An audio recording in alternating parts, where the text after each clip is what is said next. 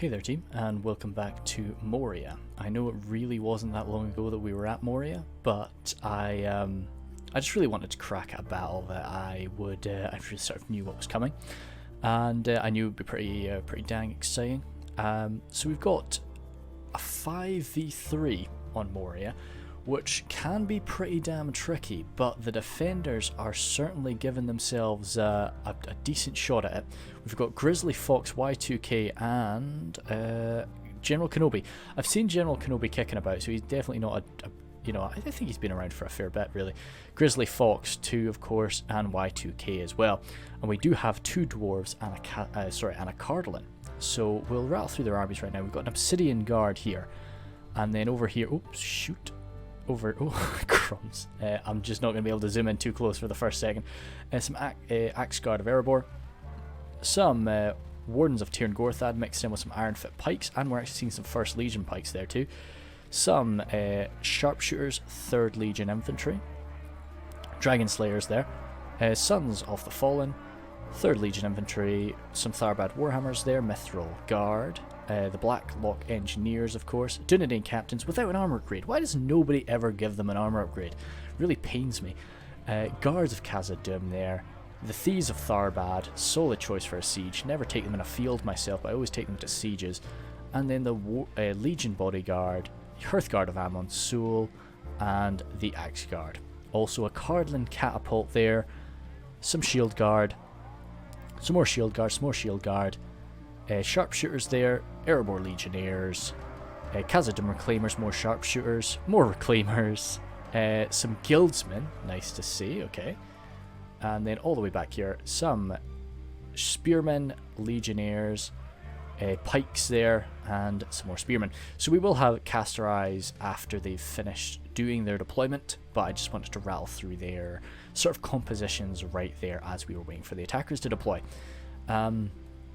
So yeah, 3v5, as I say, is always tricky, no matter what sort of siege it's on. Moria is pretty defendable. It's, yeah, it is tough to break into Moria, for sure, but it's always going to be difficult when you're in a 3v5 scenario. You're just going to be so badly outnumbered. Interested to see what the attackers have brought to bear today. Because the factions that the defenders are choosing are, of course, pretty solid, I believe. Dwarves can be countered, though, and if the attackers have built their armies properly, especially Cardlin as well, relying on some pretty heavy armor for most of their forces, if we've got an excess of AP on the attack, this could get messy. So I'm excited to see what the guys have. Kind of thought the attackers would deploy a bit faster. Doesn't take too long to deploy on Moria, boys. But I guess, something I did say last time, people are a lot more aware that defenders kind of like to sally out in Moria now, so I think that's what people are a little bit concerned about. A little bit concerned for this guy up here. He's gonna deploy correctly. Oh, Basil's just gone to the door, so I'm gonna have to go and open that for him. I was really hoping he would just sleep through this. It's a pretty long battle, so I've got myself a beer. I don't intend to be getting too bevved up. The army should be right here, but it's obviously not. Should be down here. It's not there either. Over here. Actually, I think he deploys over on this end in a 5v3. He's not there either. Okay, we'll just have to see. I think it's probably a newer player who's just not too sure where to deploy, so he's probably asking. That's why the deployment phase is taking so long. There we go, good, nice. Let's go to 1 speed for now until we see the deployment phase ending. So Sauron here is leading Mordor. Yeah, cat needs out.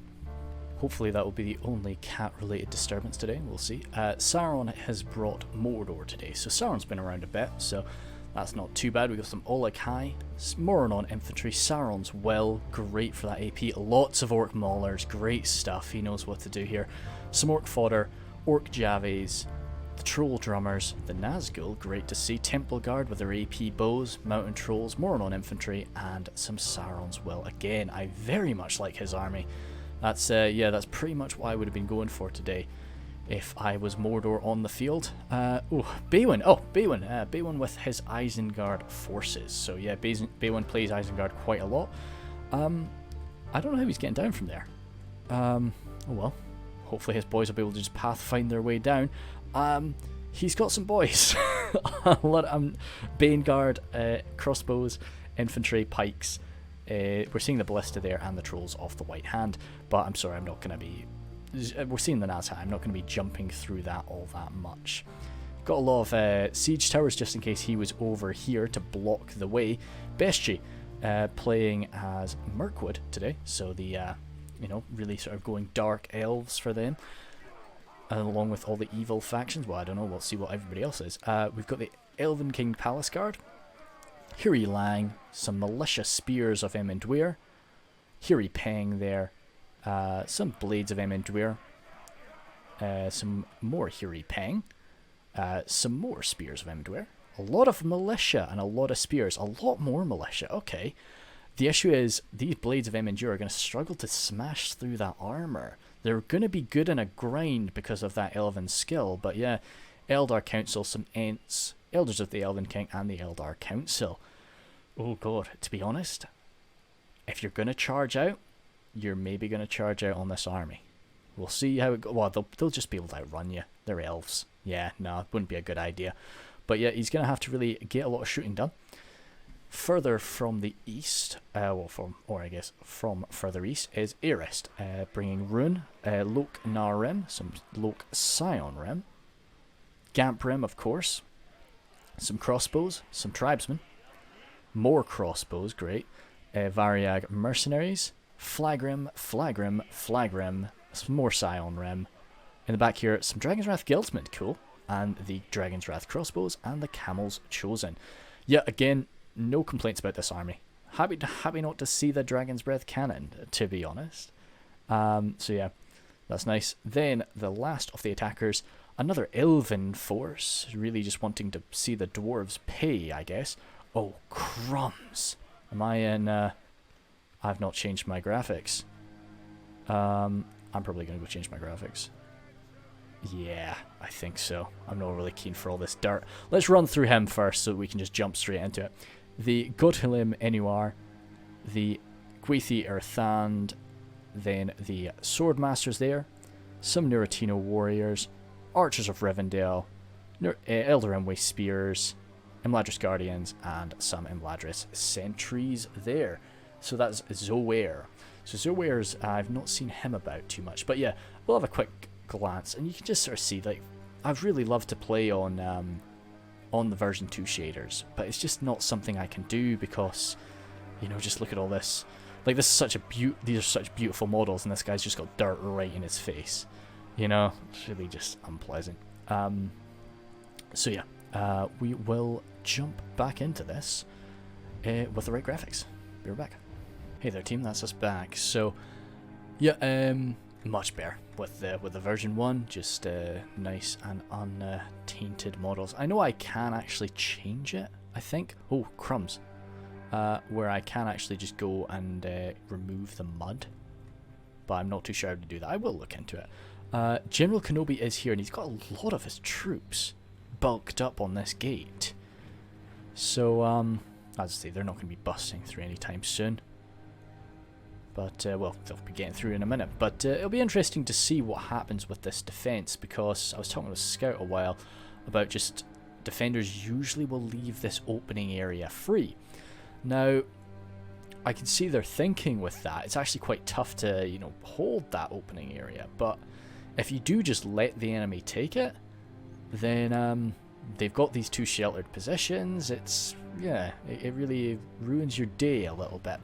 So I know that this is going to take quite a while for us to really get stuck in, and we will probably jump up to like 2 times speed now and again. Let's actually have a look at how Baywin's getting down, because I'm quite intrigued at that. Curses.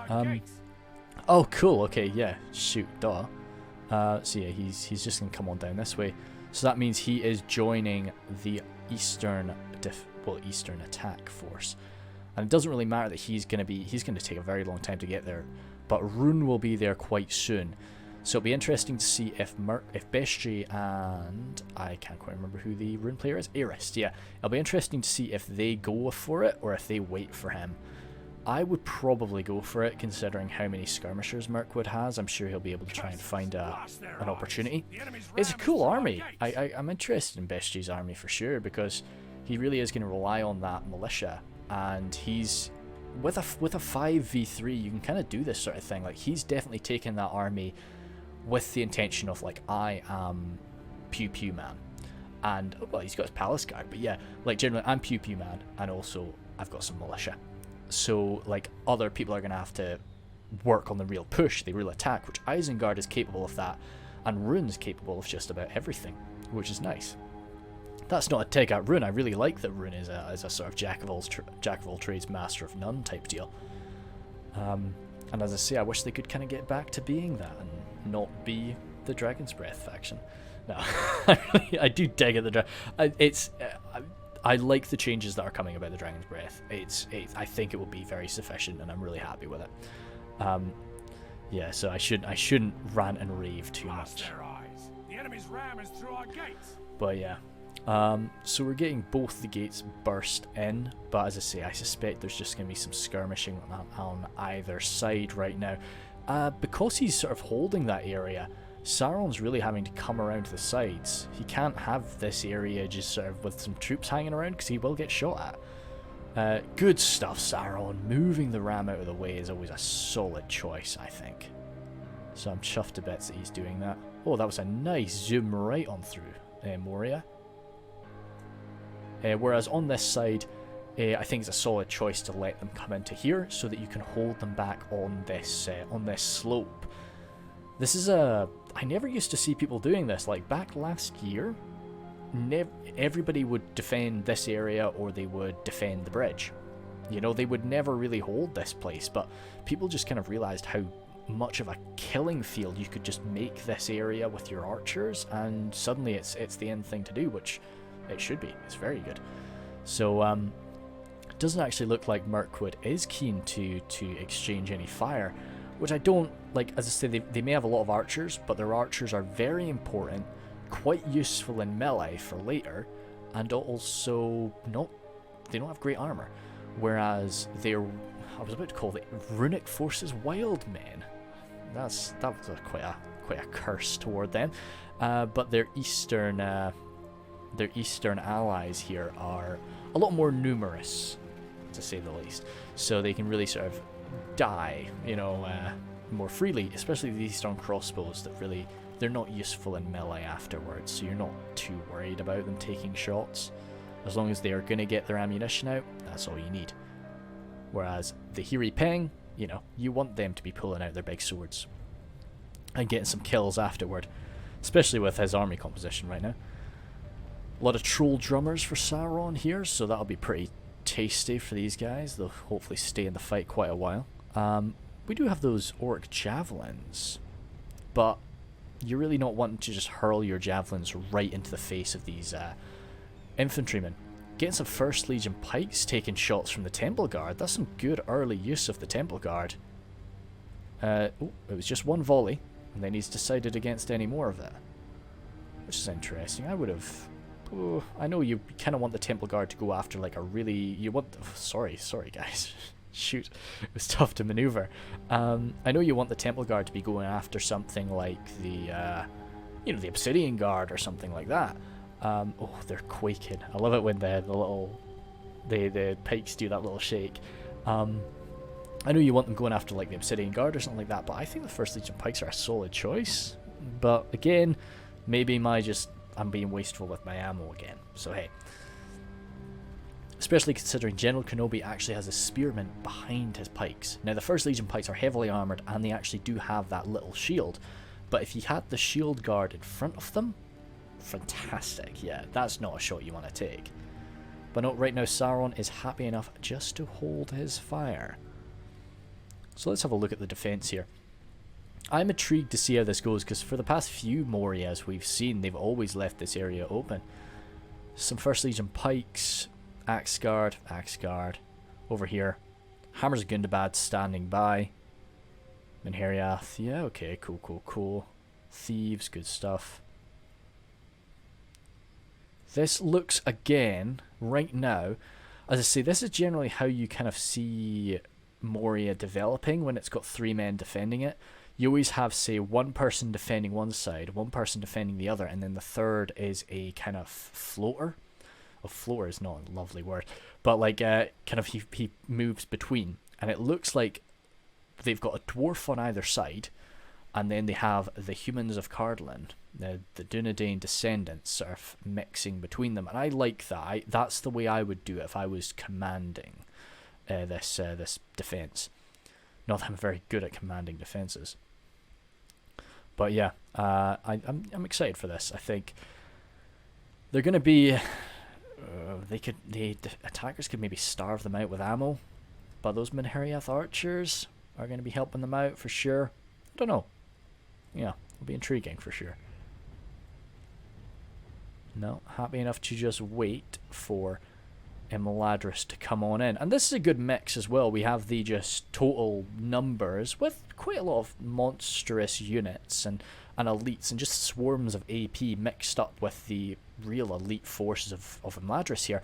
So I'm actually not so much expecting Imladris to be racking up so many kills, but say you've got an Elder Enwy spearman holding the focus of somebody, parrying away their hits, taking the damage, and then you have a crazed orc mauler just coming in with a heavy slam. I think this will be some good teamwork going on. Good stuff. Orc Javies. Looks like they're just going for the 3rd Legion. Cool stuff. As I say, bit of a shame to lose the 3rd Legion to Javs, but there isn't really any other fodder in there. Well, like 3rd Legion, I wouldn't call them fodder, but there's no fodder in here. Like, there's no the Warriors of Khazad-dûm, I guess, are Khazad-dûm's like, well, miners, of course, but yeah. You'd maybe want a unit of Warriors of Khazad-dûm to line up here and just take this initial volley fire of Orc Javelins, but yeah, Sauron just seems to be testing things right now, which I appreciate. You know, that's kind of how I play. You know, I like to just think, okay, I'll give them a volley. I'll just give them one volley and we'll see how that goes. That wasn't enough to kill 1%. I was just checking. I think that killed a handful of guys. Yeah. How do we have going over here? Lots of holes to fall in, so it's very deadly to just randomly click around the mini-map. Mercenary Guildsman coming... Oh, okay. Oh, ouch. No, getting out. I wonder what they were chasing away, these Variag mercenaries. Okay. Mercenary Guildsman did a good job. That was a very, very low casualties. Two deaths on both sides. Okay, cool. Nice trade, boys. The Mercenary Guildsmen versus the Flag Rim would be kind of funny to see. Just 2 AP, you know, decently armored AP units just cracking into each other. Yeah. As I say, I could just look at the Mercenary Guildsmen for quite a while. They just look really nice to me. I don't know. I've not actually been playing too much of Khazad-dûm. I think I've just been kind of trying to force myself to play other factions. So, yeah. But I will get the Guildsmen used a bit more. Oh gosh, Blades of Imendure. You're coming in really close. I had a siege from way back in 9.6 that's on Umad's channel. I did a video on it too, didn't I? It's a siege of the Shire, in which I play as Khazad-dûm, but I didn't bring any Minheriath units or any Greenway units. I brought all of the mercenaries and all of the bandits, because that was back before bandits were a javelin unit. So I brought like a bunch of bandits, bunch of woodsmen, and I just tried to basically play myself off as like you know, brigands attacking the Shire, and it was good. It was a fun little fight. So a few of these 3rd Legion infantry are falling here. He's actually you see the issue with this, the issue with coming out like this, is they've got that ammunition. Like, you're not going to wipe out that entire unit here. You kill off heaps of the orc fodder. Okay, no, maybe that was a misclick, but as I say, it sucks, it's not fun, but sometimes you just got to sit and take it. But yeah, they're standing their ground now, and I think they'll just tear apart these orc fodder. That's not a bad situation for them. Elder Enwy spears coming in, but even though they're incredibly skilled and quite high damaging, they lack AP to get through them. Still, it'll be a win. They'll be able to win the fight there. There's the Archers of Rivendell. As I say, no mud on them now. So that's definitely quite nice. So they'll be able to just rattle into really whatever they want. They're quite high, well, you know, elven archers, but certainly not the same as a lot of their other elven brothers, but they'll be able to do a fair bit of damage to units like pikes. Archer fire coming in already. Oh, okay. Baywin's actually made it here in record time. I guess it is 14,000 frames, so... Ah, we're firing into the ballista. Yes, I think that this is a solid shout. I was wondering, actually. I was thinking he's using his ammunition a little bit early, but no. I would be in favour of trying to delete this ballista crew. I did talk a fair bit about in the last battle. I did talk a fair bit about how just it is very difficult to do this, to just kill every man on a ballista crew, but, you know, sometimes it is the best choice. Baywin's ballista is clearly trying to crack into that catapult, and it has been pretty successful. It's only got one artillery piece left, and it's still got a way to travel. Now, here's the thing is, if they can delete that ballista, I'd be chuffed to bits about this. Oh god, crap. I wouldn't be chuffed to bits about this now. Yeah, that's a shame. Losing that ballista there. No, Y2K will be. I'm sure all the defenders will be really, really frustrated about that. But fair bit of ammunition used up. Oh damn, a few of these Hearthguard went down. Yeah, fair bit of ammunition used up from the ballista. So, you know, there you take your little victories, I guess. You know, Isengard ballista does not have, you know, as much ammunition as it did last year. So yeah, we can take some solace in that fact. But still, the defenders definitely need their artillery a lot more than the attackers. And to be honest, the loss of that ballista there, sorry, the loss of that catapult there is really kind of tipping the scales for me. You know, I felt that the faction choices for the defenders were pretty dang good. And I know I know most of these guys. I know that they're going to be pretty damn decent on the defense.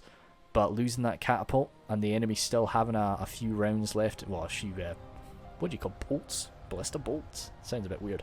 You know, left, it's going to be messy.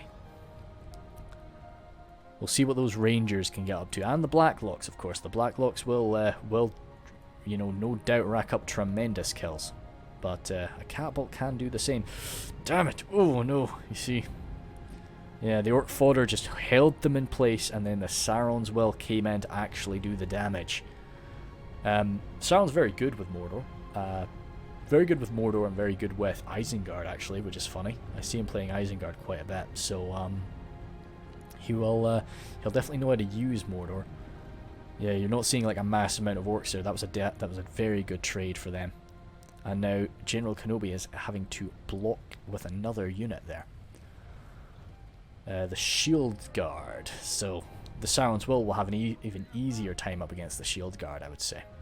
Shield Guard, though, I think their shield value is better than, well, their shield value is definitely better than the 3rd Legion was. So I would have probably had them up here first. Now the pikes have actually been moved in after them there, which I don't know if I would do that, but yeah. Not javelin, sorry, axe fire coming in to chase them away. Nuratina warriors. I'd throw an axe at a Nuratina warrior. Yeah, for sure. But yeah, it will feel pretty painful to throw it away at an orc javelin. But you just got to try and drop some orcs. Okay, we have a bit of a confrontation. Oh, Y2K kind of just getting a bit frustrated, sending his catapult crew. I'd probably hold them as little as they may be able to do in melee. I would hold on to them, just because you could maybe do something special with them later. But to be honest, this is a small unit, and it's holding these Uruk-hai infantry in place so that they can get shot at for a little while longer before they actually collide with the main line. Isengard Ballista really not able to get a shot right now. As I say, hiding behind that slope, although you do lose the height advantage, and your enemy are going to be fighting downhill on you, it's not that big a deal.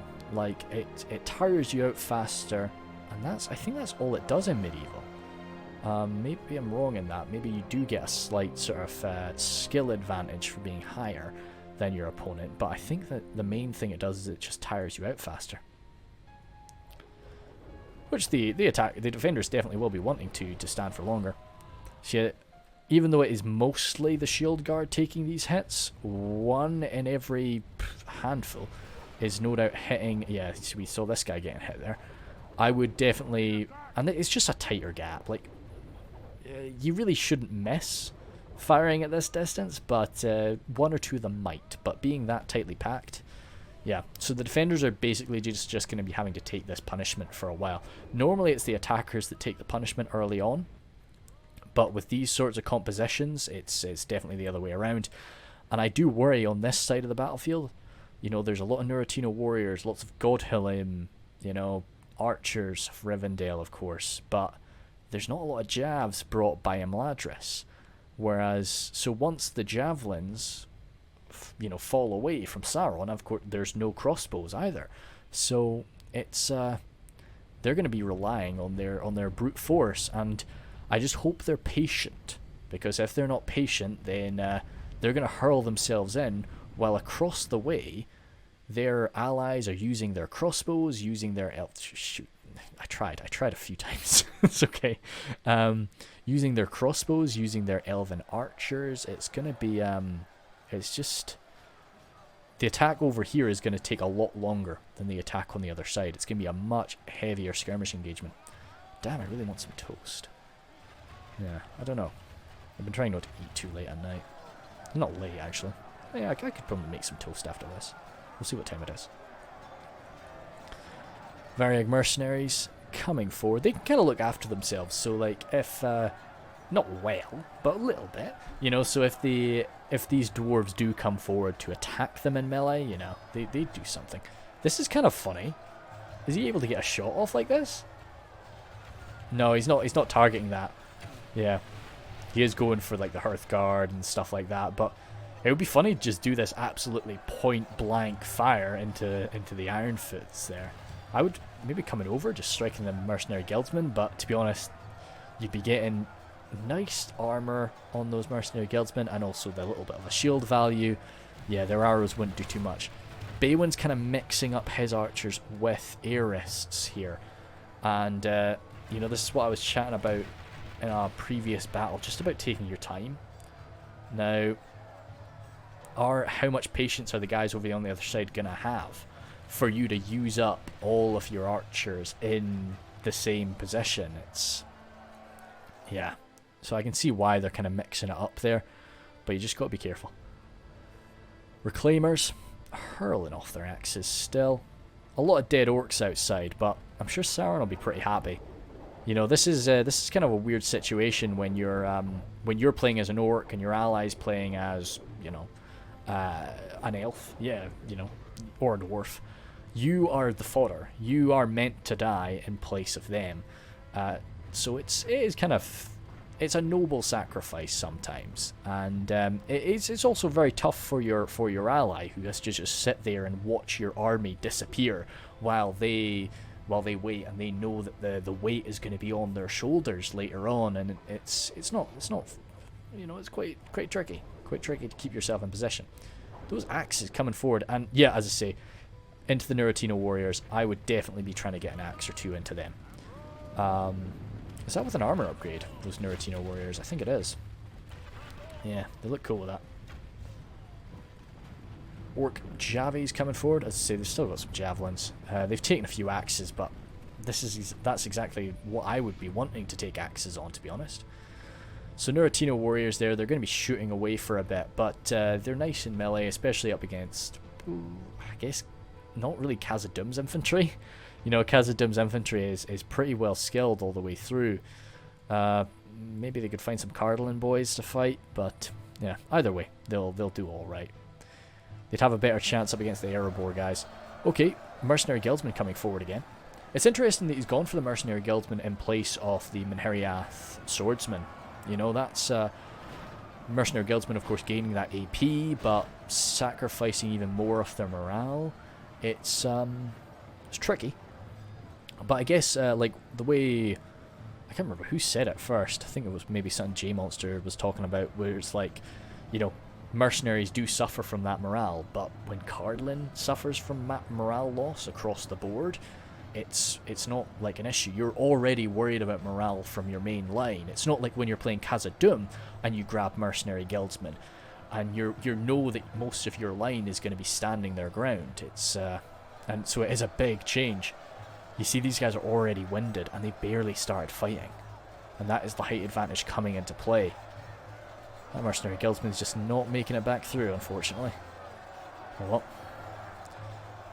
Yeah, so this main line... Oh god, that's not... I didn't see a Blacklock Engineer, did I? No, no. What? Why? Why? Why? Why? Why are the Blacklock Engineers in the fight? Are the Blacklock Engineers just in the fight right now? They've not used up their ammo. No way in heck have they used up their ammo. I think he's just being a sneaky boy. I think Grizzly is just getting a few of his Blacklocks used up in melee, because, you know, so he can be more conservative with their ammunition later. Like, they're amazing in a fight. They're 2 hit points, they're big ass shields, great armor, and just competence. They are the worst nightmare for a unit like the Urukai infantry who lack armor piercing. So yeah, okay, cool. I hope that is what Grizzly is doing, because if not, then the defenders are very quickly running out of tools that they need to use to win this fight. Over here, kind of, yeah. So again, General Kenobi has kind of jumped forward a little bit, stabbed some boys, and now he's trying to get back out, but it's just not going too well for him. Yeah, a lot of these First Legion pikes have gone down. Now he's got another rank. No. Yeah, you see, I just think that those First Legion pikes should not have been pushed forward like that, because there are no other First Legion pikes over here. Yeah, no, maybe in the final defensive line, of course. Yeah, there's some First Legion pikes in the final line, but that is worrying. Are there any other pikes full stop? Dunedain Rangers standing by. Yeah, there are no other pikes here. Tharbad Warhammers, yeah, no Wardens of Tirn Gorthad or anything like that. So this could be worrying. Yeah, we do not have many pikes on this front line. And the Imladris Sentinels are going to be coming forward soon. So when the Imladris Sentinels come forward, you know, as I say, that's no AP on that pike, but it's still a pike that's just going to be, you know, it's a phalanx, very skilled phalanx, just trudging their way on in and outranging these little arms and little legs dwarfs that are trying to fight back. Y2K sending forward those spearmen there, just to hold the line alongside their dwarven friends, and we did see a little bit of arrow fire coming in toward these Elder Emway Spears. Elder Emway Spears actually doing a fair bit better on the front line than I expected them to. I knew they'd do quite well, but yeah, these are the best elves fighting off against the best dwarves. I would love to get that third dwarven faction in at some stage. They do sound quite interesting. Cool, he is pulling them back, which makes me think that he was just wanting to get a few of them killed, get them used in the fight, and they are still going to be fighting later. So good for him. That was interesting thinking, and you definitely wouldn't want to do that with a unit like Rangers. You know, it's only the Blacklocks that you can really pull something like that off with. Let's zoom in the minimap for a little minute, just see. Oh, cheaper's sake. Yeah, of course, you can see what's really happening from here, and that's mainly Variag mercenaries, but from the minimap, that just looks crazy. You've got this tiny line here, and then it just extends so far back. What's this little mob moving forward, I wonder? Looks like some Dunedain Rangers. Ah, good. Okay, I definitely appreciate that. I think, okay, cool. If this plays out well, so Y2K's got 2 units of Dunedain Rangers, which I think is a solid choice. You go into the raid limit, of course, but I think it's worth it.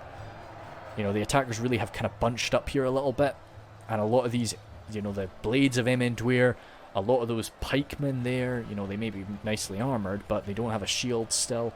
So, yeah. But I'd be worried about those Mirkwood militia, because, you know, they just don't wear armor. They really rely on their elven skill to protect them, but that doesn't matter much if you've got an arrow coming straight through you.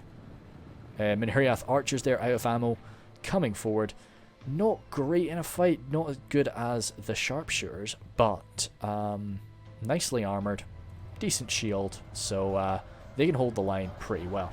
Elder Elmway Spears, this has turned out a bit naff for them. They've probably taken a fair bit of fire, but no, they've done alright for themselves, and hopefully, if they have taken a lot of ammunition on them, you know, they've done their part. And yeah, you did just see another shot there. They've probably got some crossbows coming in. Yeah, the sharpshooters here. And of course, axes too. So it's just these spearmen left. They'll fight pretty low down in numbers. The Elder Elmway are very professional soldiers, of course. Imladra's sentries there, of course. This, it saddens me that the Imladra's guardians have not received an armor upgrade. That's always a very, very poor day. I don't know. Yeah, I just love the way they look with it. But they're very good. I don't know, when they don't take it, I never really take them seriously. I don't know why. I just don't. I look at them and I don't think that they're as strong as they are. I don't know what it is about them, though. Yep. Orc fodder here. I'm surprised at how long this orc fodder has actually stayed on the field. They've done very well. He's been using them very effectively. Nope. You can see when we start to like lower ourselves down mid-flight, you know that I've accidentally just clicked down into some deep crevice. The Bane Guard, the guards of Orthanc, not the gourds of Orthanc. Ah, dear. Okay, the defenders have actually ended up pushing up a little bit here, and that's denying them their gorgeous shot. You know, they've sort of got the worst of both worlds here. They're sort of still fighting uphill, but they don't even get to blast shots at the attackers as well. Saying that, you know, there's not a lot of shooters here. There's some sharpshooters right there, crossbowmen. Actually, yeah, no, they're prepared for it. But no, say if they busted a hole right through this now. There's very little standing in their way. The gatekeepers are moving forward now. They've still got their ammo, so they'll be pretty unpleasant. Dragon Slayers and those Dunedain Rangers moving back into cover, making sure that they don't get ripped apart by those by the ballista. General Kenobi's actually sending forward some of his reserves, which I think is very useful at this time. Yeah, it's only the 2 enemies that they have over here, whereas of course they've got 3 on the other end. But it's you know, you can't end up losing over here. What of course would be fantastic for the defenders, as I say, is if the attackers lose their patience and they decide, right, no, I'm not sitting around here any longer. I'm using my pikes, which these pikes are moving forward. I'm using my you know, Gwathi Arthand. Yeah, they're kicking about too. Yeah, okay, cool. Cool to see the Gwathi Arthand. I actually never bring them myself. Yeah, just not for me. Just not for me. Oh no, the Godolin. They don't have an armor upgrade either. But yeah, no, I will always go for the Gwathi Meridain in place of the Gwathi Arthand. I will always give them the armor upgrade because they look amazing with it. We've got some Spear Guard falling back deeper into the town hall. Good that this is a normal settlement, so they will hopefully come back. Oh dear, what's left of the First Legion pikes are now on the front line. So these Orc Javelins are actually going to be flying right into them. And as I say, once those First Legion pikes are dead, those Imladra sentries are going to be able to do a lot of damage. Archers of Rivendell coming forward just to pour more ammunition into this hallway. Or through the doorway anyway.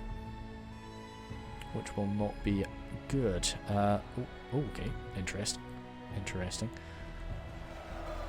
Over on this end, defenders kind of facing defeat all the way along the line, which is unfortunate. As I say, they're just tired. It's yeah, they're all pretty exhausted, whereas the attackers are quite fresh. This is a great thing about sort of battles of attrition, when you're coming in with, say, an orc force or just a very numerous human force, and you can just wear down the defenders and on their front line. You know, it doesn't matter if you've lost your forces there. They're exhausted now, and you come in with your nice fresh units and just, you know, barrel through them. And that might be what we're seeing here. Definitely the attrition will be playing a factor in that. The Obsidian Guard are moving up there. You can see them at the bottom of the screen. They will, they should be able to stabilize this situation, but that'll be another elite unit that Erebor's sent forward. Now, Erebor's got quite a few elites today. You know, I mentioned before in a few of the battles recently, Erebor's been going a lot more horde heavy. And so it's quite interesting to see them going back to what I would view as a more normal Erebor build. But they are on the defense today, so they have more money to play with. The last two battles we've seen them on the attack. So that's the Greenway, sorry, not Greenway, Greenwood, Woodland Realm Axemen, sorry, not the Greenwood Axemen. They are moving forward, and again, they are having victory is certain. Obsidian Guard coming up now. The Obsidian Guard, there's nothing really to challenge. The Guards of Orthanc are there, but as I say, I struggle to call the Guards of Orthanc an elite unit. Yeah, I'm just not too fond of them. Love their aesthetic, but they're just not for me. Zooming on back through. It's quite a beefy blob of defense. The Orc fodder came in for a quick go, and there's 30 men, and they had a pretty nasty little scrap there, but they're still standing. Even a few spearmen jabbing away at them. I'm very surprised that they've not broken. More spearmen coming forward from Y2K, just really trying to break them off. Y2K will be, you know, having a bit of difficulty here because he's got to keep switching his focus from this choke point to the other. And Ladris Guardians coming forward to tear apart those men, but the Khazad-dûm Reclaimers are standing by and they have exposed themselves to the fire. So those Khazad-dûm Reclaimers have a shot on the left. The shield will come into effect, but it's not going to be fun either way. Those Reclaimers really need to go for it, but didn't notice they're holding their two-handed axes, so they've actually used up all. Damn, that's a lovely looking unit. I love dwarves are really cool. That's why I'm so excited to see what we get for, you know, the first stage dwarves that we're getting for Silmarillion. You know, we can really sort of go a bit wild as for dwarves. Of course, in the first stage, dwarves are very keen on these sort of death well, I don't know if they quite call them death. They wouldn't call them death masks, but you know, the masks that are very common on these Khazad-dûm soldiers. So it'll be cool to see what we end up doing with that. Yeah, Minheriath spears. Again, the Orc fodder. Oh, these are Orc javelins, but Orc javelins, when they've actually used up their javelins, are pretty much Orc fodder. And it looks like after that is broken, they're going to be falling back behind this next level. The First Legion Pikes are coming in as reserves. I think that that's a solid choice. I think trying to form some defense anywhere, especially on a very flat map like this, trying to form a defense without a single unit of pikes is not easy. Or a single phalanx unit, I should say, is really not easy. Especially not when the enemy has phalanxes to smash you with. Or to very, very carefully and slowly bite away at you with, is a better way to describe that. Elven King Palace Guard are coming forward now. And I was saying the Obsidian Guard will be the only real elite unit. We've got some of the best arriving to the field. And of course those Obsidian Guard are not going to care as much about the AP because they're two blades and they're very sort of defensive mindset. They're able to look after themselves quite well, but they're not, you know, there are very few people that can go toe to toe with the Palace Guard. Variag Mercenaries pulling back, they're out of ammunition. Urukai crossbows still got their ammo, they're still looking for a shot. And as I say, I kind of thought that I was worried that the other side was going to be throwing their all in a bit too fast. But we're really seeing a lot more aggressive display from this side, which I think is largely because they're the three and they know that they need to get stuck in a bit harder. Now that's going to be is tricky, and it might end up just flipping over. You know, they might end up going a bit too hard here. They've got a lot of crossbows remaining that some of them haven't even fired a shot, and I do worry that... Oh no, they've got a lot in reserve. I was going to say I do worry that if they don't have enough infantry, they might end up with a sally, and the defenders might just start rushing out and tearing up what's left of their archer units. But No, looking around at this force, we still have quite a bit. Interesting that we've only got 1 unit of Gamprim, actually, from Arrest. Yeah. Be cool to see. Well, like, it's a decent idea, I'd say. They've got a lot of flag rim to sort of hold the line. But I just don't think you can beat Gamprim when you're fighting dwarves. Okay, we're getting a bit of a push from the Moria infantry, though. Trying to replicate the great pushes off the Blackguard of Barad-dûr. Look at this. This is a very, very lucky or very powerful orc there, Ulrich. As he has gotten through, and he will now perform a glorious rear charge. A lot of friendly fire there, actually. But no, I suspect he's going to go down. We will observe his final. Oh, damn it! There he goes. I thought he'd survive a little bit longer. To be honest, I'd be tempted to send in the trolls. I see the trolls running around out there. I'd be tempted to just send them in and get this force broken. I'd maybe be wanting the mountain guard just because there's the Khazad-dûm reclaimers there. So if you sent in the Olakai, those Khazad-dûm reclaimers might just smash through them. Yep, mountain orcs coming. Mountain trolls coming on in. This is kind of cool. We'll go for a quick. Nice. Yeah. As I say, my laziness knows no bounds. I don't know why I don't enjoy coming back through them and getting screenshots. Like, I really enjoy doing the initial replay, but it's just, yeah. You know, it's just not too enjoyable for me to come back through and like try and wait and find just the perfect picture. But yeah, it's good that trolls were used now. And it's good that the mountain trolls were used, because as I say, the Khazad-dûm reclaimers would not make the Olakai as effective. Hammers of Gundabad coming on up. As I say, another great AP unit, but quite good damage on them too, so they will be dropping these poor trolls. I would have maybe stayed there. I know why he sort of charged forward, but I would have come on in and just torn apart this position. I don't know. It's not going to, yeah. Maybe I'm regretting what I said originally. I think maybe it wasn't the right time to use them. Trolls are being used on this side of the battlefield too, and we finally have this position broken. There's going to be a little holdout on this right side. Let's see how that looks on the mini-map, just to see how little that holdout is. That holdout is very small. And it is going to be getting totally surrounded and bashed in. Erebor Legionnaires are very tough, and they'll hold as best they can, but they're not going to last forever. Oh, there's still 11 Guards of Orthanc left. They're doing me very proud. The Ents are coming forward too. It's very rare that you see Ents fighting side by side with their gross... well, they definitely weren't corrupted, but they were made to mimic the Ents in nature. Or certainly not in nature, but in size and strength. So it's quite rare to see them fighting alongside each other. The Minotaur Roman Guardians there, I very much value them in melee, especially when they've received an armor upgrade as they have today. They do have AP with their sort of halberds there, so they will actually do some good damage up against the trolls of the White Hand, and they will hold that bridge with, they will defiantly hold that bridge, hopefully long enough for another defensive line to be set up, because they need one.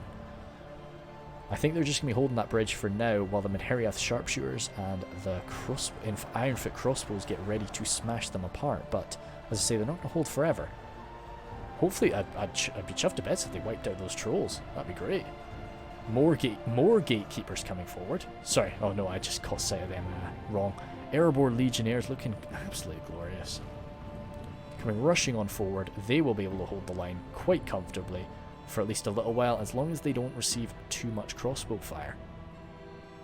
Ironfoot crossbows arriving here to unload some fire off their own, and the Erebor Legionnaires running on up to back up the gatekeepers, who are actually taking control of that fight again, which is nice to see.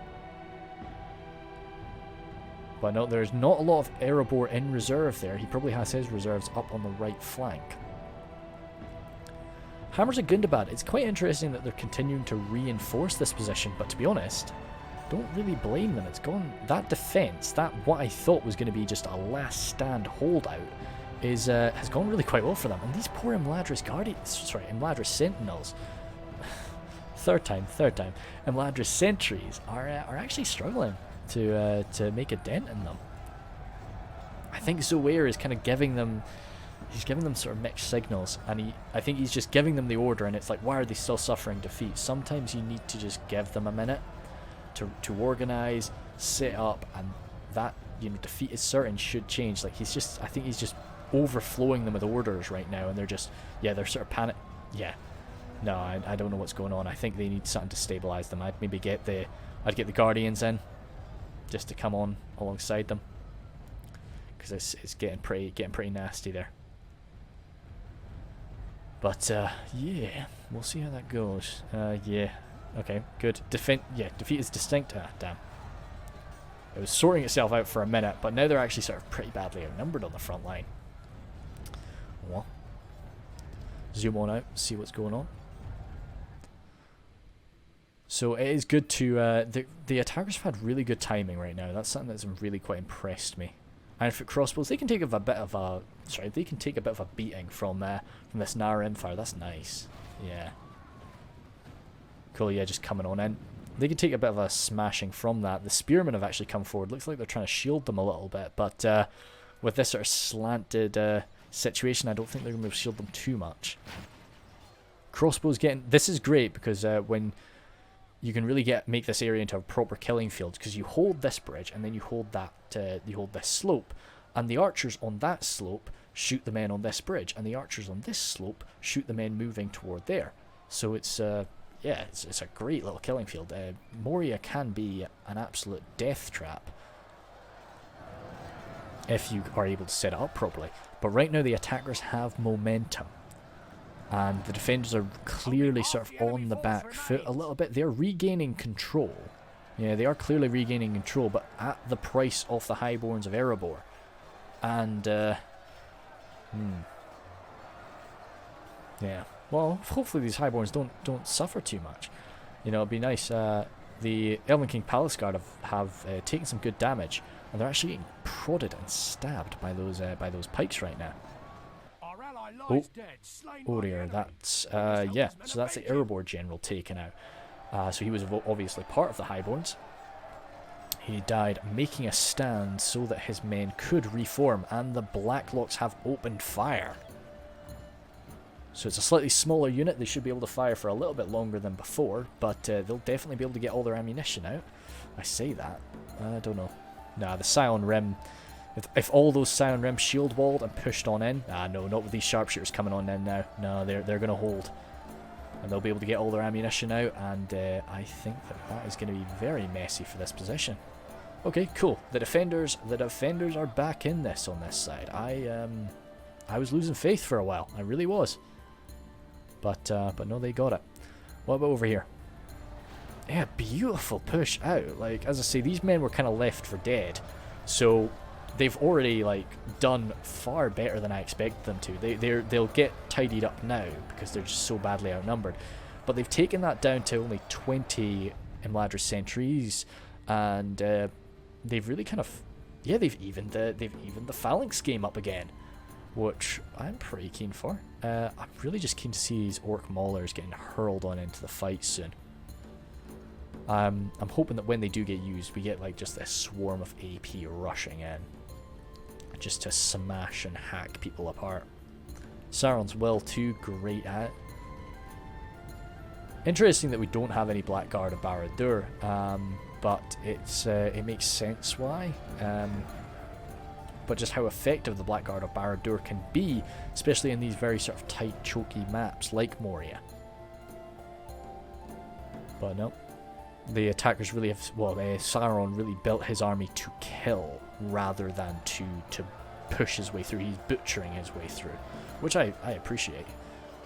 Elven King Palace Guard over here now, opening fire into the Roman Guardians, sorry, Gatekeepers. Yeah, good. It was into the Blacklocks. I was pretty sure it was the Blacklocks that they'd be going for. It just perplexed me for a moment. Ironfoot's coming on down. Okay, good. Yeah, making their right time for it so they won't interrupt a volley. The Gatekeepers will be reloading as they run on by. I'm sure that was totally meant by the defenders. Yeah, no, I really think that initial defense didn't go so great for the defenders, but this is going quite well. What are we at now? 37 for 42, good. Yeah, so the defenders were kind of down a lot in the beginning because of just their you know, the javelins of the enemy and the great shots of the enemy and everything like that. But they're kind of fuck. Oh crap. Gee, every damn time. Yeah, this has definitely been a kind of, oh god, that's a big unit to be routing. Cardlin, don't. Yeah, you see, oh crap. This is why I don't like Cardlin on sieges. Oh Jesus criminy.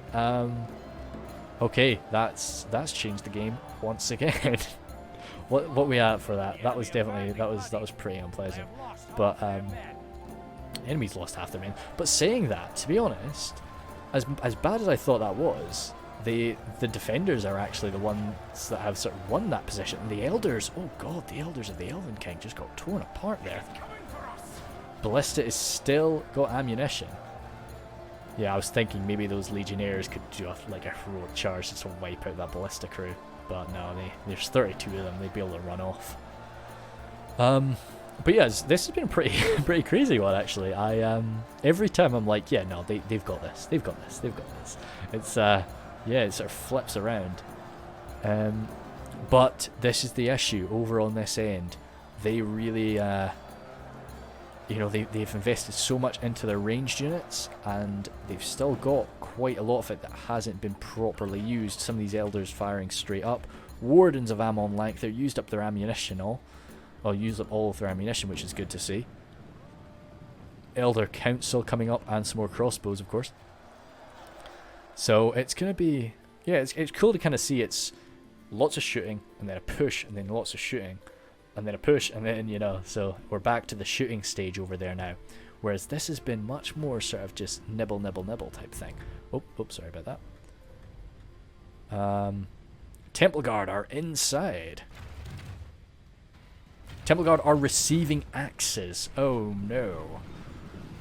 Yeah, that's some good targeting for those axes there.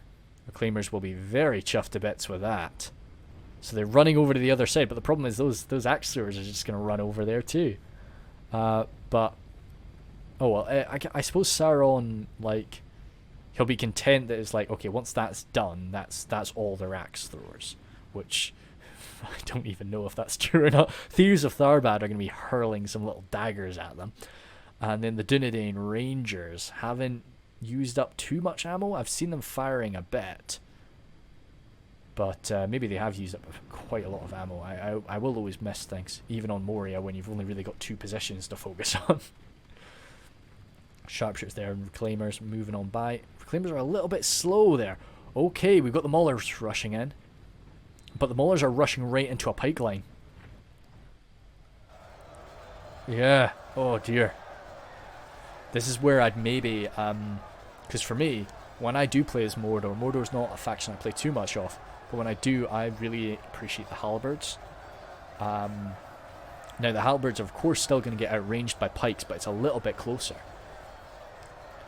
But no, those maulers are stuck in it now, and crap, their morale.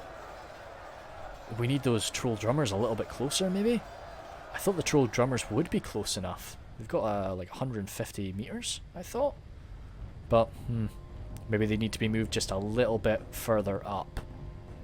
Because right now they might just be out of it, and if those Moranon maulers, orc maulers, this is something I actually talked about in the last battle about sort of sending up one unit by itself, is just because it'll go up and it's alone, and it's so badly outnumbered, and that hurts its morale. So I just worry that this is not going to be used to its full effectiveness. Yeah. We'll see how it goes, but I would love to see those troll drummers moved up a little bit, even though that is probably going to expose them to some, maybe even an axe or 2 coming at them.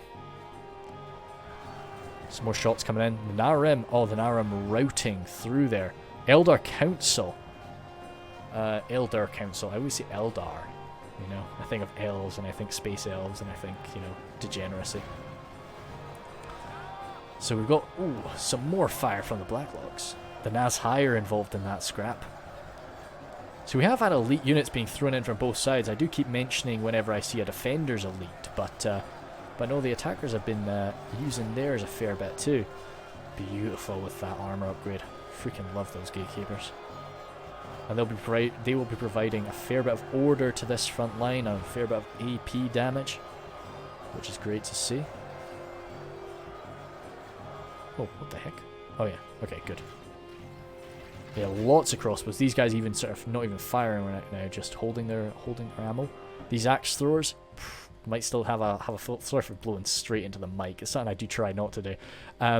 Wardens of Tir and Gorthad and the Minheriath. Spears standing by. This will be the longest video that I record since I started recording my videos in a higher definition. So it'll be a good test to see like how big a file size they actually turn out as, because yeah, this is definitely going to be a pretty long one. The Axe Guard. Any of these guys taking damage? A little bit of damage there, but not much. Oh, okay, trolls. Trolls are thrown on in, and I think that's pretty solid, because the attackers were needing something. Now, this is the issue I was talking about kind of before, because they can no longer just drip feed in bit by bit. They're out of skirmishers. They need to get stuck in hard, which means this is gonna become a won battle or a lost battle much quicker. And over on the other side, the attackers are giving it their all. They're not being slow about it, but they probably don't have a huge amount of troops over here to keep this attack going forever. So if they do lose, right now they are struggling on the front line. Nuritino warriors coming up for some shooting. The troll drummers have been moved. Good unison, boys. I think we need some elf. Like, this is the thing. Like, when it's safe to do so, I just grab my guys and just move them a little bit closer, just so that if you need them in a rush, it just saves. Like, it would take this guy another 10 sec. Like, running from there to there would take like another 30 seconds. So, just anything you can do to save yourself a little bit of time when the fear starts. What the heck? You're routing. Stop it. Stop stabbing. You're routing. Okay, good. Right, they'll be killed now. This guy's just going for it. He doesn't know that he's meant to actually run right now. Is he actually going to make it through? He bloody threaded the needle. I do love it on Moria when you're on the opposite side. When you say if you're on the western side, and you get one of your allies routing forces like running into you, and you're just like, how the hell did you make it through the front line? Like, can't you just go and tell your allies back there how you made it, just so that you can, like, your entire army can squeeze through? Wardens of Amon Lank there, down to 2 men. Pikemen there too. This force routed off, but that is still leaving them free to just be shot at. Oh god. These poor crossbows have really taken a bit of a beating. But over here we've got some sharpshooters. They look like they're about to run out of ammo, though I did see... Oh no. No, they've still got some ammo, but even when they do run out of ammo, they're solid in a fight. I love the sharpshooters in a fight. There are some units, there's the Dragon Slayers and the Axe Guard standing by, and I think these are pikes here. Yep. So they are not, certainly not done on this choke point. Baywin's got his pikeman moving up, but as I say, this is another situation. Oh god, one Axe Guard running on back. I think he will make it. Yeah, he'll definitely make it. Unless he gets lucky shot on his back. Oh, Scion Rim taking a face full of crossbows. Sort of organising themselves a little bit. But as I say, these pikes need backup, or they are going to be routing off without really doing much damage. Some axe throwers actually holding the line there and allowing the Blacklocks and the crossbows to pull back. Bestier doing everything he can to rush on forward with his elves. How are those Blacklocks have been running back and forth and firing, and they're still fresh. Good endurance on the boys. So this is kind of the situation that I was talking about when you're holding a slope. Like what Y2K is doing here, he's not holding it with his pikes on the most slanted position. He's holding it sort of back here, so that multiple units, multiple ranks can actually start doing damage to the enemy as they approach. Because yeah, like it's something that I've been seeing a lot of recently. Is just pikemen stabbing over the top of people's heads and just missing, or just refusing to stab because they know they can't hit. Over on this side, defenders holding the line quite well, but this is something where the defenders would kind of be wanting to win quickly, if they can. Winning is great over here, but the faster that they can win here means that the faster they can start moving their men over. These Eldarenwe men will not go down easy. The Gwathi Arthand, most certainly, some of the best armor in the game, and some of the best defensive skill with their spear. They will not die very quickly at all, but still, it's actually balanced in some places. The Orc Maulers standing their ground, surrounded by the Sarons well, and backed up by a handful of sentries. See, I'd maybe want to get another fresh unit of sentries in here. I know there's a lot of firepower that'd be coming at them, but if you can get them stuck into the fight, that could be just what you need. Because the enemies really run out a bit low on pikes. How many First Legion are still there? 39. Tharbad Warhammers pushing a little bit too deep, backed up by a few of these mercenary guildsmen though. But I know they'll be cracking through some of that Eldarenwe armor. Oh, good ranger raking there. Just tearing right through the Orc Maulers. Orc Maulers, of course, lacking a shield. Half decent armor for an Orc. But yeah, not something you want to get rangered. But no, the attackers have moved up here. The defenders seem to have fallen back with a few of their forces, but they fell back on the other side too, which means the ballista can come on up here. To be honest though, the ballista is running out of places where it can be effective. I don't know what to do with the ballista. Oh god, what happened to that other gun? That other ballista, sorry, not that gun. They decided they left it? I didn't know you could leave it. Oh, they don't have enough men to man it, is the problem. I see, okay. As I say, I wouldn't be too upset about that with Baywin. I'd be very upset about losing the men. But yeah. Dundee Rangers here, out of ammunition. Y2K kind of, I guess, exposing their backs, just kind of like, hey dude, yeah, use up some ammo on these guys, come on. Or just wanting to stop them there, who knows. Maybe they were routing back and that's just where they decided to stop. This might not be part of Y2K's master plan. Not a few guys sort of stunned in the center here, but not a lot. A lot of them did clearly come back. These guys stunned as well. But no, it's very nice when your units actually do come back and you can send them into the fight once again. 3rd Legion Infantry coming up there. I guess he's just not want to have too many men on the front line at one time, but I'd probably get stuck in. Oh, the Menheriath sharpshooters rushing forward. Battering into the Temple Guard there. Good stuff. Menheriath sharpshooters, they're kind of exposed though and taking fire now though. And I don't think they're going to last too long, which is a shame. But no, they're stopping some of these guys firing and they're getting through the line, which means a lot of other men may follow soon. I would probably be keen. Oh, damn, would you? There's still a lot of Imladris guys outside. There's still there's no Olakai, of course. There's still a lot of these Imladris men outside. I would be tempted to say to White, if I was... I don't know. If I was Khazad-dûm, if I was General Kenobi, I'd maybe say, yeah, I'm going to get stuck in. I'm going to go outside and kill them. You can go home.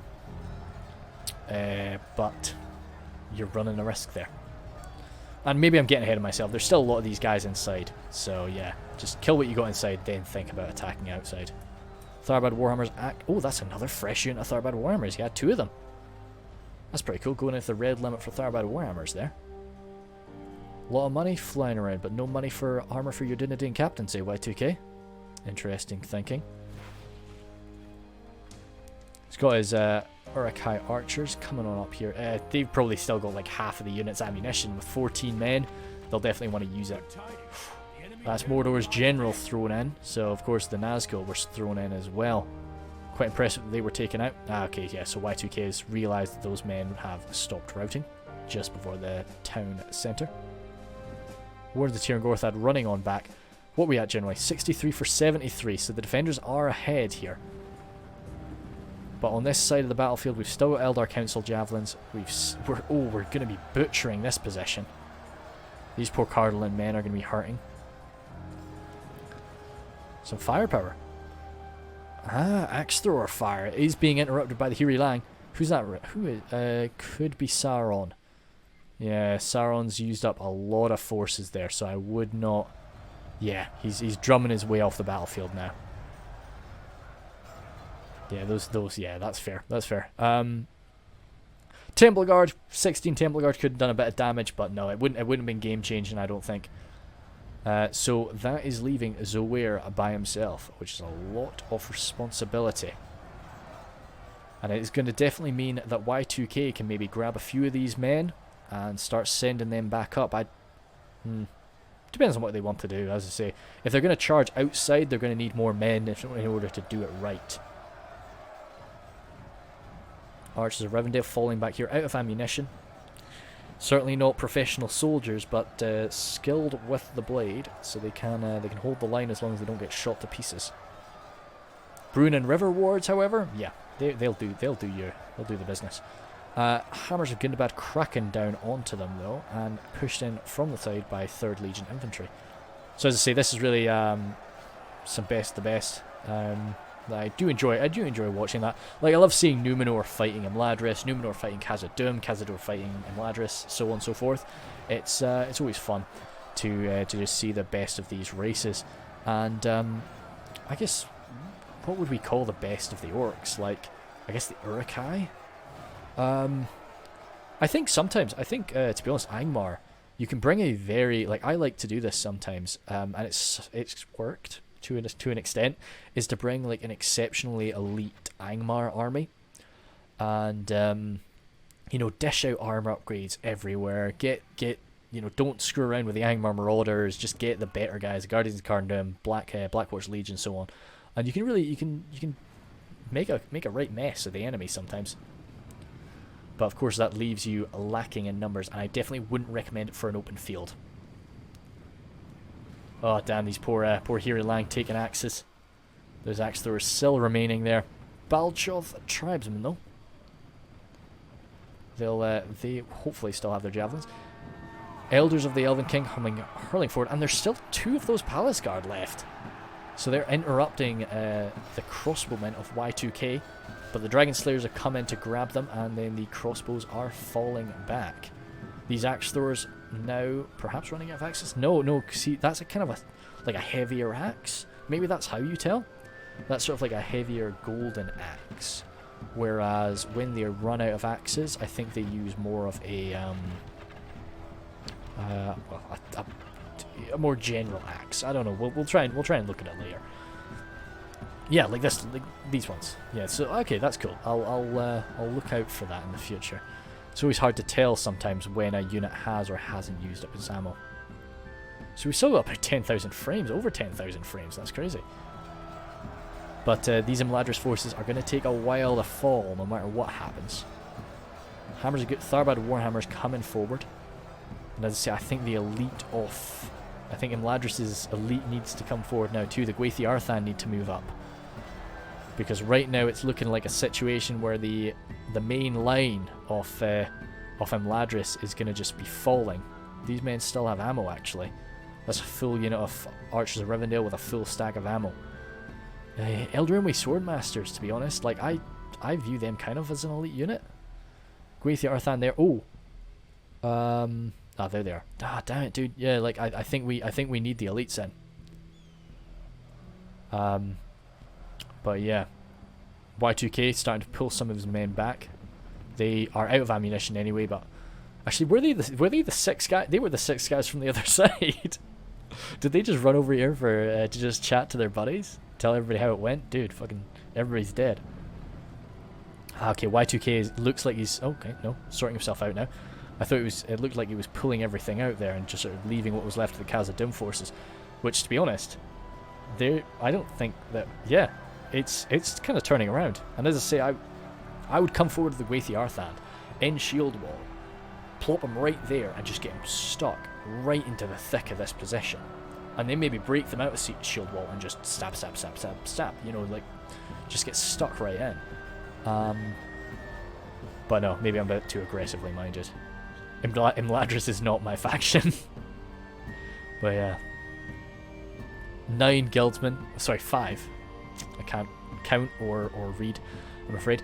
They are standing by as the final line of defense in the Great Hall. Wardens of... Oh, no. So that's good. That's whose general is that? I didn't see the because their general's in the Camel's Chosen. So it must have been just I don't know who. Could it probably was, yeah. A lot of Elders of the Elven King were kicking about here. Dragon Slayers of Ered Mithrin pushing forward, which sort of, they're getting to the back of the Gamp Rim, but they're being engaged by these crossbows, and I think they're trying to shut down the crossbows. Dragon's Wrath Guildsmen have arrived too now, so they're going to be able to hurl their Nafatun, or maybe their little blades. Actually, I don't think they use Nafatun anymore. But no matter what, they'll be pretty decent in a fight there. Oh, yep, they use little daggers. Pretty messy there. Counterfire going into these strong crossbows, but to be honest, I'd rather they're shooting my crossbows rather than my main line right now. These Gamprims standing their ground, but the Dunedain captains are in their way. Still a lot of crossbow fire from, well, both Cardlin and the Dwarves. Back over on this end. It's stabilised for the defenders, but as I say, the Gwaithiarthand finally coming forward. I think that they might have something to say about that stability. Nuritino warriors here, still with some ammo, just looking for a shot. If this front line breaks, and these archers can start advancing forward and actually start to use their ammo, that could get really nasty. Mercenary Guildsmen running back. There's no morale buffing units here for Cardlin. Oh, shoot, doi. There's some Tharbad Warhammers right there. But they still rout it off. Okay, Gwaithiarthand coming for quite a quick charge. Oh, Cheapers, he's getting deep. That's a bit too deep to get in by yourself, man. Oh, no, some buddies are joining him. Oh, damn, he just got knocked out. But yeah. Gwaithiarthand, sentries, everything is getting a bit better now, apart from on that far right flank where it's just held by the Archers of Rivendell. I know it's a bit crazy, and those guys still have some ammo, but to be honest, I'd probably grab them. Even if they still have ammo, you can maybe fit them in that corner and just start shooting down into this line. But if not, I would get them stuck into the fight, because this is starting to turn a bit now, and I think that those Nuritino warriors would tear apart the Minheriath archers a lot faster than the Axe Guard would tear apart the Archers of Rivendell, I think. What's standing outside? No, that's just these flags flailing away. Archers of Rivendell, yeah. I don't know. I guess he's just trying to come in slow. Like we talked about the patience game at the start of this game a lot, and just how when you're alone over there, if you come in too hard, then the enemy can just sort of, yeah, they're sorted. Oh god, the Blackflocks still have their crossbows. There's only 9 of them left, but they've definitely used up most of their ammo by this point. Dunedain captains coming forward, taking crossbow fire right to their front. Would really be great if they had an armor upgrade, I guess. Shadow Guard there, hacking and smashing through. Guildsmen kind of having some difficulty, actually more difficulty than I thought. Crossbows here, Dragon's Wrath crossbows, very tough to get them in an arc, but even if the enemy do push on in, the Dragon's Wrath Guildsmen pull out these massive swords, which they have on their backs, and they're actually quite impressive in melee. And we have tribesmen there, and I've not seen those tribesmen do much yet, so they hopefully still have a fair bit of ammo. So as I say, I think that the defenders are seeing the attackers on this side are seeing the issue with just maybe they had too much in the way of skirmish fire.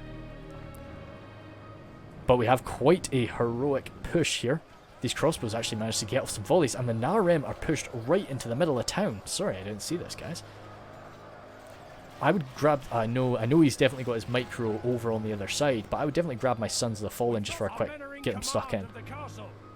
Even these Axe Guard, yeah, Grizzly, I'd maybe... because something needs to be sent in here, because they're about to flood on in.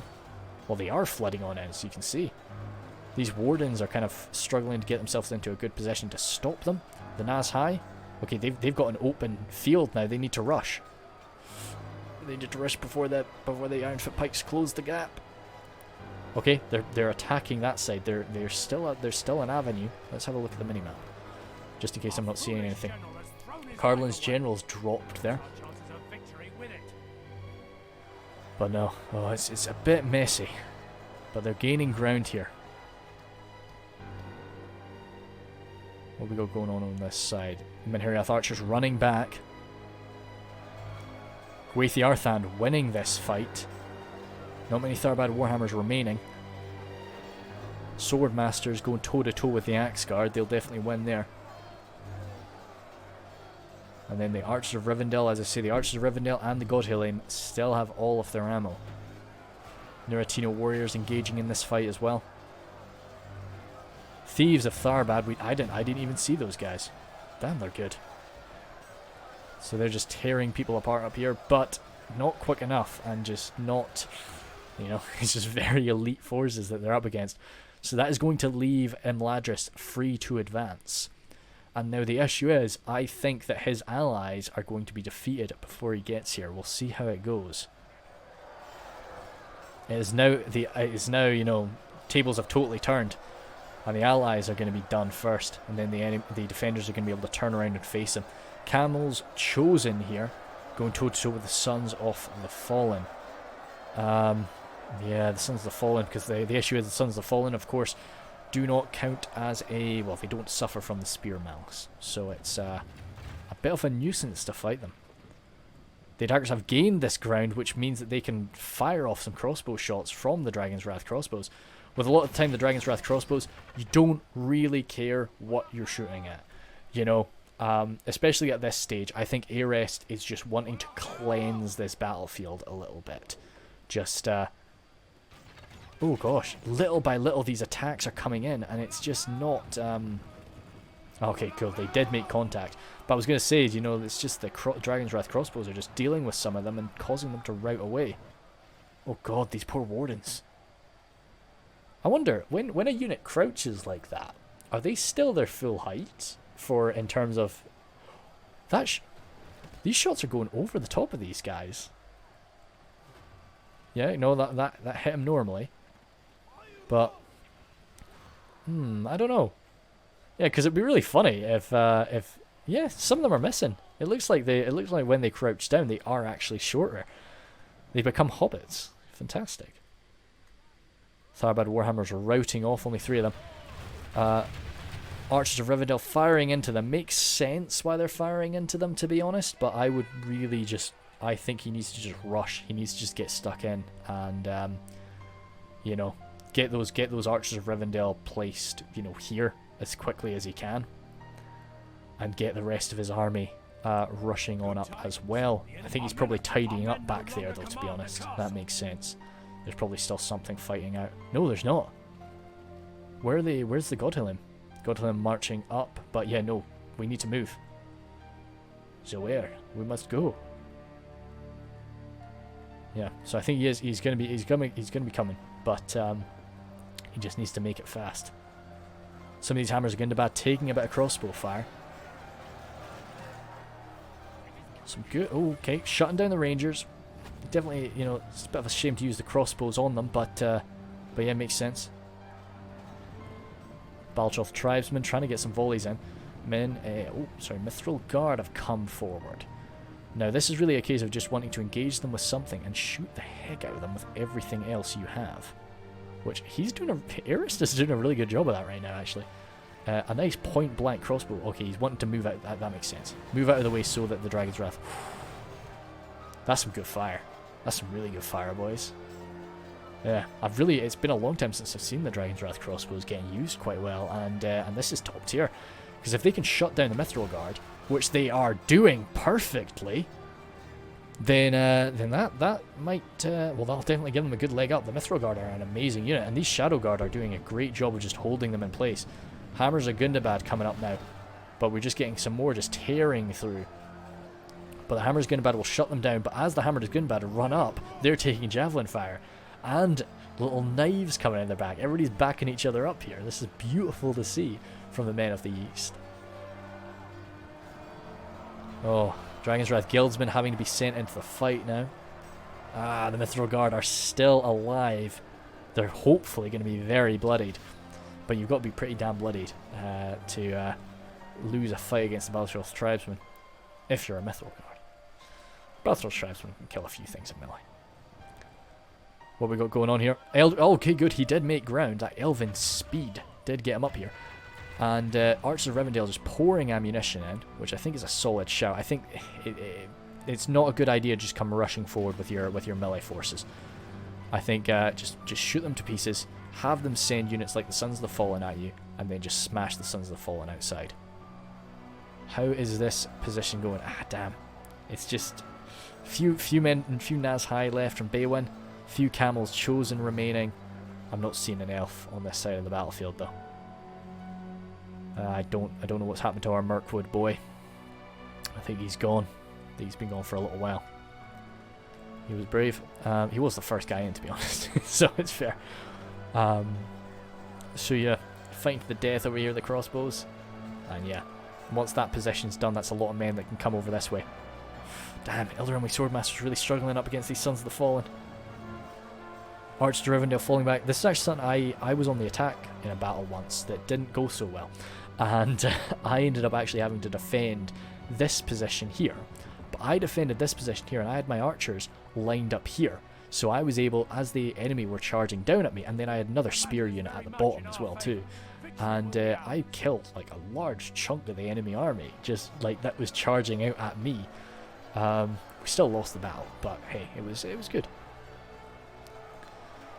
Elderunwy Swordmasters tearing through some of these guys. They've managed to stabilize, which is tough to stabilize up against the Sons of the Fallen. Gwaith Yarthand approaching from the other side.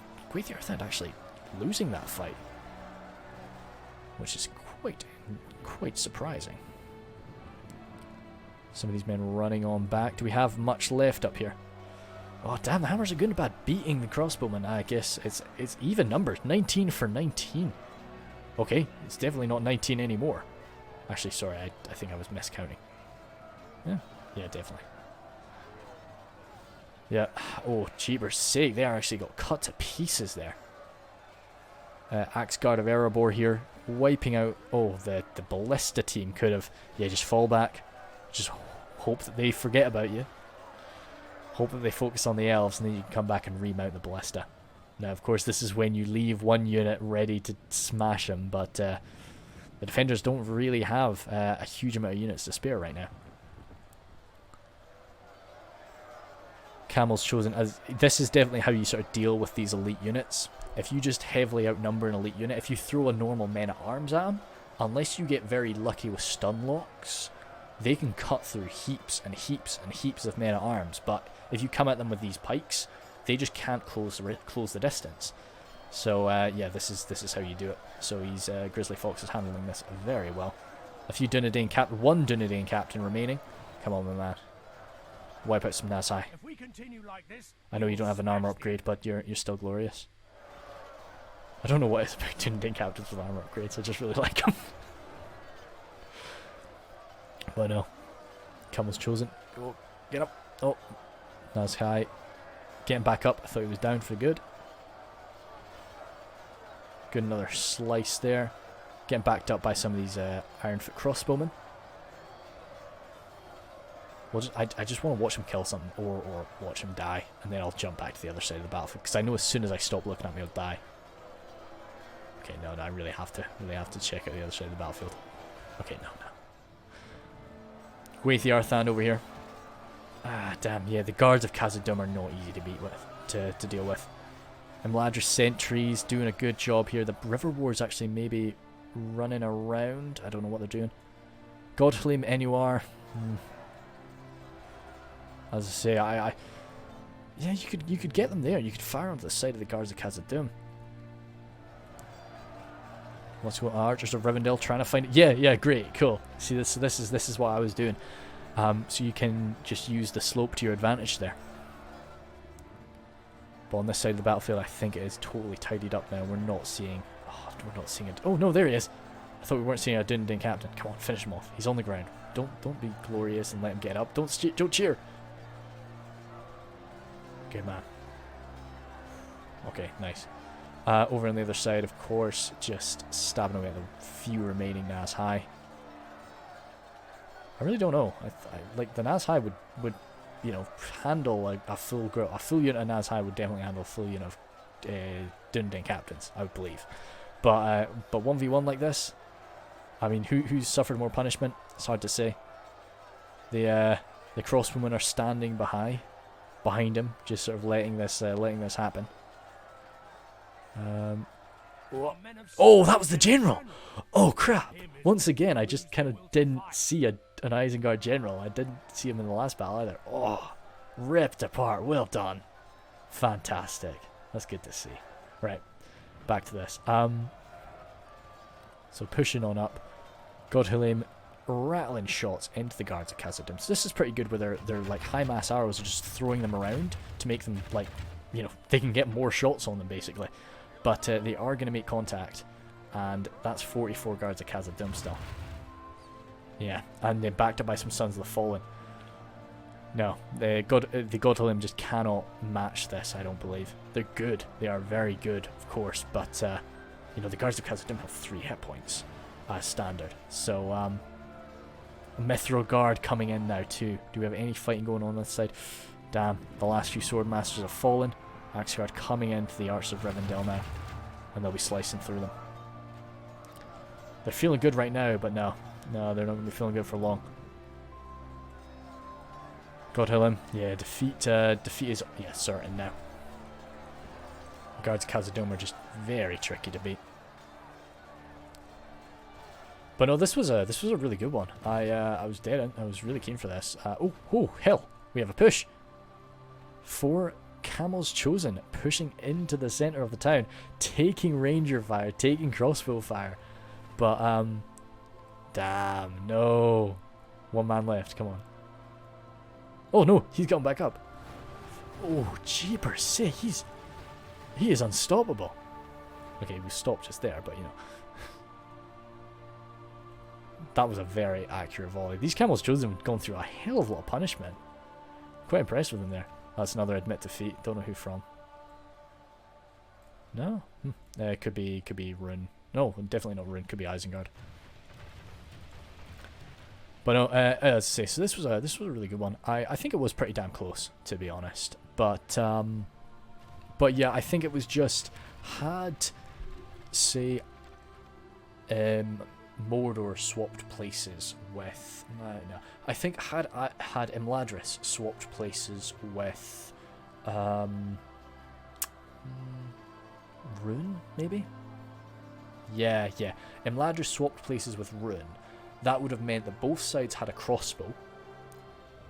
It would have meant that like both sides had access to crossbows, and it would have meant that both sides were kind of a bit more balanced, I guess. Like I think the eastern side had too many archers. But saying that, so did Imladris' army had quite a lot of archers in them. So it's not easy. It's not easy to think really, but no, it was 3 very very sort of skilled defenders. But I mean, most of the attackers, I definitely I've seen them kicking about. So there were no major like faux pas, I think, on the attack. As I say, I disagreed with some of the timings, but generally it was good. It was good play, you know. And oh jeepers. But yeah, I think that yeah, how would I maybe win that? Yeah, I think it was just kind of army composition. Just a bit too many archers, not enough real meat to do the damage in the later stages. I think as well as that, I don't know. One of the things, I don't know if it was too many skirmishers or if it was a case of the attackers didn't actually use all of their ammunition. Because Imladris obviously didn't use all of his ammunition, and I think some of those crossbows, especially the runic crossbows, I don't think that they used all of their ammunition. The Dragon's Breath crossbows hopefully did, but I don't think that they did either. Baltroth Tribesmen as well, I think they probably still had a volley or 2 left in them, so maybe that was a big part of it, because we don't have much left. What are we looking at generally? 92, yeah, so it's like, yeah, sure, it's quite elite units remaining, but how many Guards of Khazad-dûm are there? 38, but yeah, as I say, the Guards of Khazad-dûm are just beefy as all hell. So those 32 might be on their last hit point. You know, there's no way to really know. Legion Bodyguard's standing by too, so... But yeah, I was into that one for sure. Okay, took a minute to actually finish there. Let's rattle through Y2K's kills, because if I don't do that, then I just keep rambling. Dunedin Captains, doing great, 64. Wardens of Tirngorthad there, with 48. Yeah, that was a shame. We saw them kind of get shot, and you know, some unfortunate stuff happened to them here. And also, yeah, so that was too bad. Definitely didn't get used to their full benefit, but you know, somebody's got to die sometimes. Tharbad Warhammer's there. Actually, am I dumb? Well, I am, but like, there's only one Tharbad Warhammer. Okay, cool. I guess I thought Tharbad Warhammers died earlier, but yeah, it definitely did good. We're finally sort of defeated by the Weithi Arthand, so that's certainly something to be quite proud of. Thieves of Tharbad as well. A lot of Imladris soldiers killed by them. The double Rangers was very worthwhile. I think it was just totally needed. So, and we see that they're both of them getting, you know, over 270 kills. You know, 344 for one of them. That's bloody incredible. Then the Menheriath Archers. As I say, more. I think the main reason to say take Menheriath Archers is to kind of just deal with enemy archers, and then at the end of the day, it's a heavily armored guy to throw on the front line. If you want to do your damage, you know, like, I'm never expecting too much damage from Menheriath Archers. I'm expecting the damage from the Sharpshooters, which we'll get to in a minute. Double Gatekeepers there, great for the front line afterward. We saw how effective they were at just holding that bridge, so that was nice to see, and also massive amount of kills from their ranged fire. Then as well, the triple Sharpshooters there, doing a really good job. 201, great to see, and they can be thrown on in. They're good men at arms afterward. Hearthguard took a bit of a beating from ranged, so, you know, but at the end of the day, they're very effective. They're basically troll drummers for humans. So I love them. I will always take them, and I will actually always put my general inside of the Hearthguard myself. But yeah, and then they were just good spearmen now on the front line. Triple Menheriath spears, just taking the brunt of the damage over on the western side, you know, and they did that really well. Mercenary Guildsmen. It was nice to see them. And well, sorry, 86 kills from one of those spearmen is nice too. Mercenary Guildsmen. It's good to see the Mercenary Guildsmen getting used. I like that. I don't think I really disagreed with how they were used. Yeah, pretty freely, which is nice. And then I'd like to know kind of why the choice was for the Mercenary Guildsmen over the Menheriath Swordsmen. Just considering there was so much AP. I guess he wanted a melee form of AP, because all of his AP was crossbows. So that, and sometimes you just can't get a crossbow bolt into somebody's brain. So it's fair. Catapult there, just crap. You know, that's too bad. That's not really his fault. Just the way that things go. I was really surprised by how fast that Isengard Ballista turned up. So yeah. General kills overall. Yeah, nice stuff, Grizzly. You know, Grizzly did really well over there. He was, of course, backed up a lot by Y2K. And, yeah, I think... Well, yeah, so Y2K, definitely very heavy crossbows so that everybody else could focus more on their infantry, which is good when you're alongside two dwarves. Grizzly held off, you know, 3 people, mainly being the defender over there. Y2K, of course, helping out a lot. But no, he was definitely sort of calling the shots, I would say. Maybe Y2K was being a full-on commander, we never know.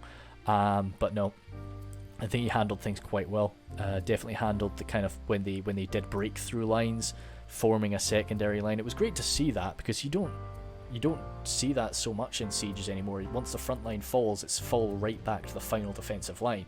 It's good to see people sort of set up a secondary line. And then Kenobi, yeah, it was very kind of a bit too aggressive at the start with the third Legion, but after that, pretty damn solid throughout. Like very good stuff, I would say. Really cool to defend that front gate all the way through.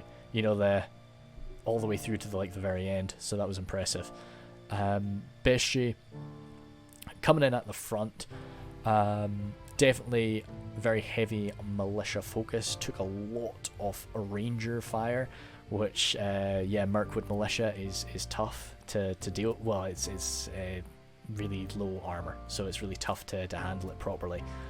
And but still good stuff. I think maybe just, even though Mirkwood archers have quite a lot of damage, I think that just when there were so many heavily armored factions on the field, that it just wasn't as useful as it maybe could have been.